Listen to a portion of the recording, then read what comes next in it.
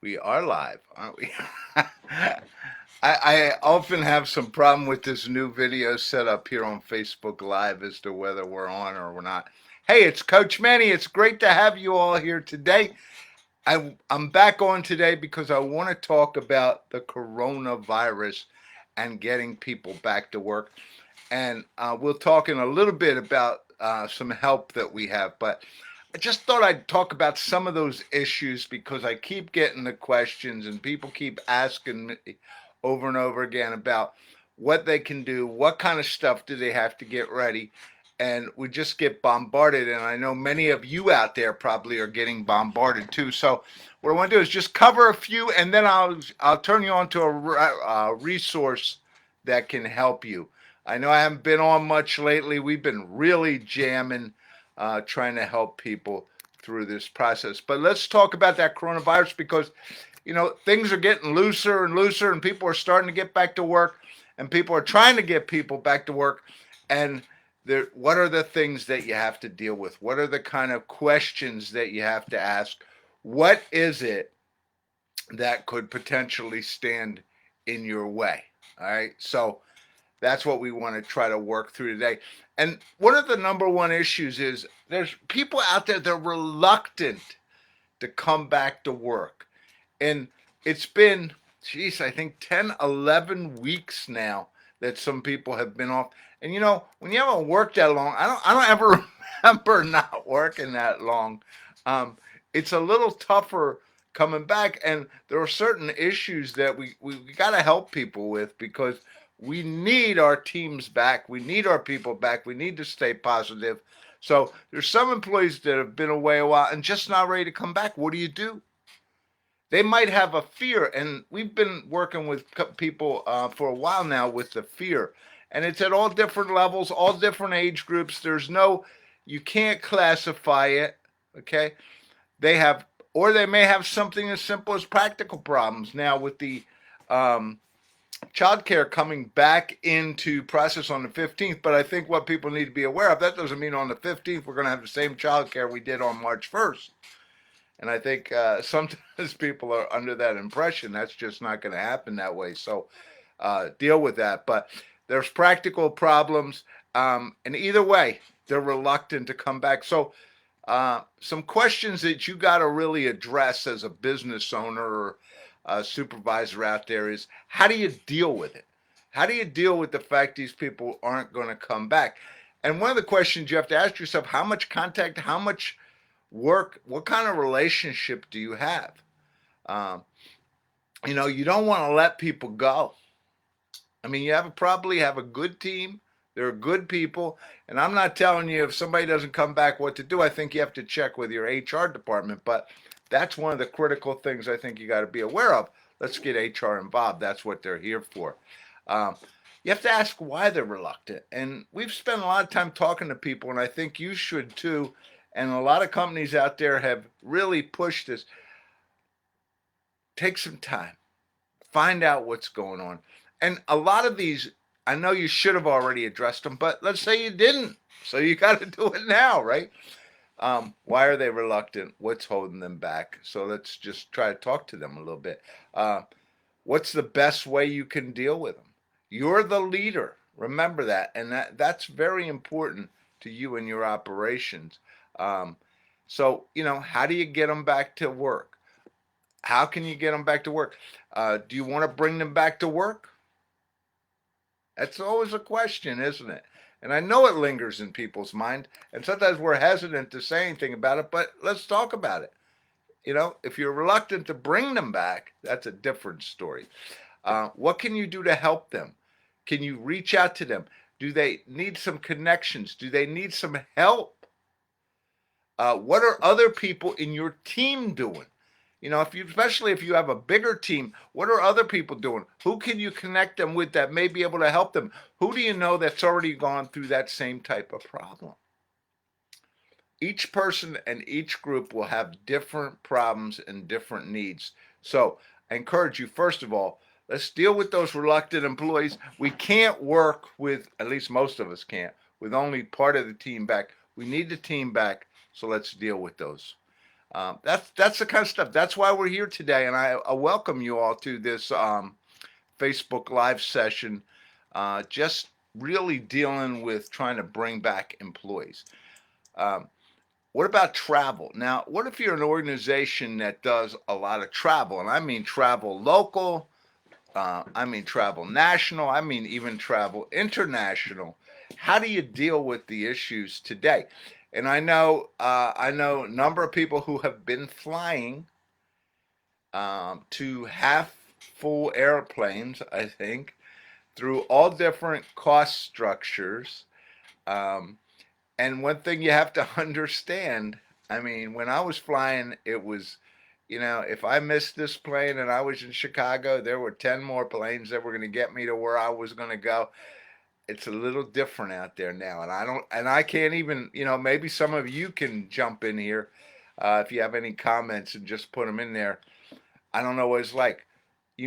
Whether it's travel around town, across the nation, across the state, across the world, um, how is that going to fit together? And how soon do you have to make it happen? Do your workers have to travel? I mean, if you're a salesperson, some of us who do a lot of sales work, we've been trying to do stuff offline. So, but eventually we got to get out there. We got to see our customers. If you help people, you got to get out there to see your clients, right? Or they got to come in. So there's some travel that's got to go on. And how do you handle the fact that some people might not want to travel?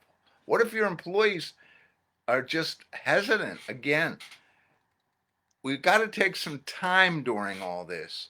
And I know sometimes, if you know me well, you know I'm not that soft guy. Um, you know, so but I am encouraging you to take time and slow down a little bit. We can't get everybody back to work. The state's opening certain things on the 15th and the 22nd. By July 1st, everything's going to be the way it was, early this year. It's not going to happen like that. I just want to caution you. And if you take that in mind and you start working everything that way, it's going to be a lot easier. What precautions do you have to take as far as travel? What can you do to make people more comfortable? Do some research. What are some people have already been traveling out there? What are they encountering? What do they know makes the life a lot easier? And it's just some fear out there. So traveling's another issue. Now, the next issue I talk about a little bit here is how do you keep productivity up? Think about it. Again, I haven't worked for 3 months, and now I got to go back to work, and I don't feel like working. Okay, let's be honest here. These things happen. How do you keep productivity up? What are you going to do to get people pumped up a little bit? What are you going to do to make them feel a little bit more comfortable? They've been sitting around. Now, some people have been working from home. That may be easier. Some people want to come back to work, right? I mean, some people I'm tired of being at home. I want to come back to work, but not everyone. It's been a long time since many of these workers have seen each other. So there's going to be a lot of chit chat going on, right? And you all know how I feel about chit chat, but they've got to catch up. They need some comfort. They need to figure out what other people have gone through. So your productivity is going to be a little slower. You're going to have to get used to it for a little bit. But I think with the right course and the right process in place, you're going to get people back rocking and rolling. I truly believe that. But how you address this will make the difference whether you get somebody back in 3 months or it takes a whole lot longer. Remember, jobs always have rhythms, right? Everything you do has a rhythm, and you got to get people back in a rhythm. You got to get them to talk about some positive things instead of the negative, because there's a lot of negative out there. There's a lot of negative we got to deal with. How do you help people focus without seeming like the person that doesn't care? I think sometimes we come across a little rough, but look, I need to get the job done. You're back here now. I need higher productivity. That's just the way it is. I know you've been on vacation for a long time, but And some of these are tough questions. And you're going to have to ask them out there. So keep going. Next thing we look at is will masks be required? Right? And every day I look at it and I think to myself, will masks be, how long will these masks be required?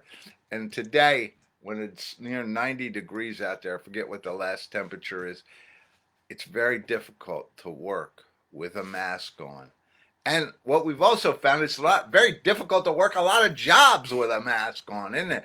We're trying to have a conversation yesterday. I was trying to do an interview and with masks, and you know how hard that is, right? It just doesn't work. Um, yes, people probably are going to have to wear masks right now. Um, yes, they are uncomfortable. Yes, you have to rebreathe. So what we need some clearer definition, of course, from the state. We need some clearer definitions. Some people, what I've also found is that some people are perfectly comfortable without the masks. Some people are totally uncomfortable with the mask. So if you're not comfortable sitting there without a mask, then put the mask on, and I'll be happy to put my masks on. That's what you have to kind of tell people. When I'm in my office and I got my door shut, I'm probably okay. Um, if you're an employer out there or you're a supervisor, who's going to supply the mask? I think you got to probably supply the mask, although everybody probably has a mask. They may not necessarily have a good mask or one they can work in all day or one that after a few hours isn't like bad. Can people bring their own masks is a question they're going to have as well. Will visitors have to have masks? I think that's the other question. And who will supply the masks for visitors? Will anybody coming in the building require a mask, just like you have to have in the stores? And I know retail's getting ready to open, and so they have their own set of questions. And from masks, we fall right into gloves.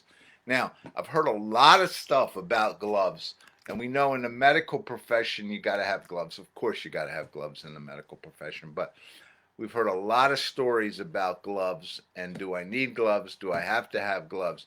Don't gloves pick up everything and then just transmit it?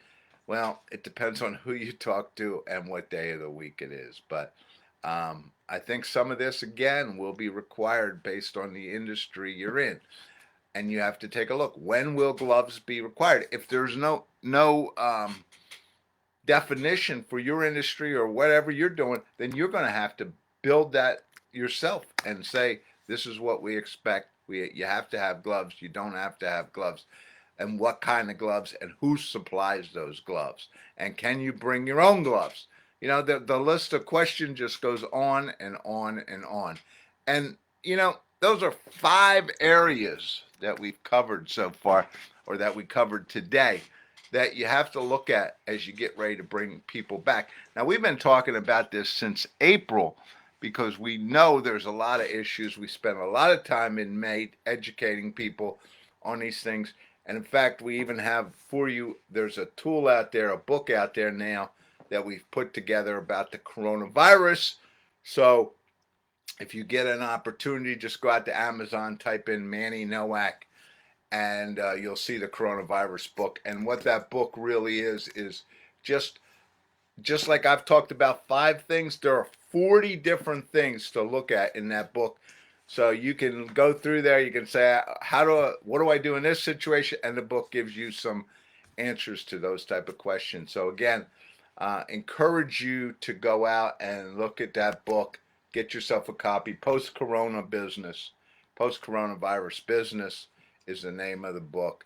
So please get yourself a copy. And I will put this out here on Amazon, Post-Coronavirus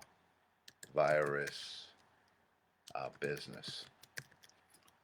So please get yourself a copy of that book. And just dealing with some issues here. I'm okay here. Don't worry about it. Coronavirus Business. Okay. So there you have it. Did I give that to you? Let's see. Boom, boom. Okay. Amazon post-corona business book out there, which has a lot more to it. Hey, I wish you all luck, and I want you all to stay safe. We're going to try to put some more stuff out here over the next week or two as people start to go back and people start to deal with issues and people start to ask questions. How can I get some help? What's going on here? And you know, we're here. If you need help, if there's something that we can do to help you, please connect with me on CoachManny.com. Hey, it's good to be back. It's been a while since I've been here sharing with you. I thank you for watching it, and I hope this has been helpful for you. Again, get a copy of the book. I think we priced it at $5.99, and you can it's a Kindle book, so order it today. Start working some of these things. I know you have questions. Let's get moving, and be safe and be successful out there. This is a coach saying, have a great day.